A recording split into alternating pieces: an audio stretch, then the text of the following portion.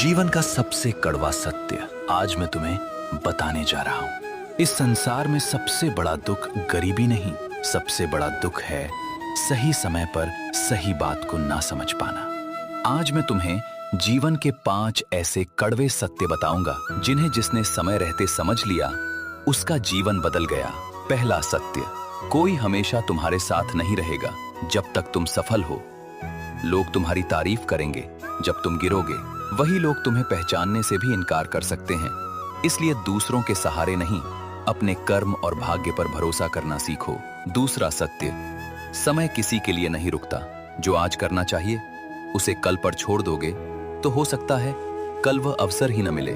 बीता हुआ समय कभी लौट कर नहीं आता, इसलिए हर सुबह खुद से कहो, आज का दिन मेरी जिंदगी बदल सकता है। तीसरा सत्य, कर्म का फल अवश्य मिलता है।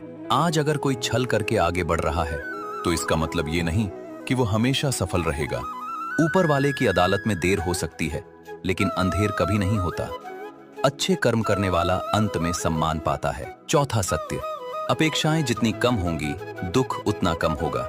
दुनिया से बहुत ज्यादा उम्मीद रखोगे तो बार बार निराश होगे, लेकिन यदि अपने कार्य पर विश्वास रखोगे और अपने कर्म पर ध्यान दोगे तो मन हमेशा शांत रहेगा। पांचवा और सबसे कड़वा सत्य, एक दिन सब कुछ यहीं छूट जाएगा। धन, दौलत, नाम, शोहरत, कुछ भी साथ नहीं जाएगा।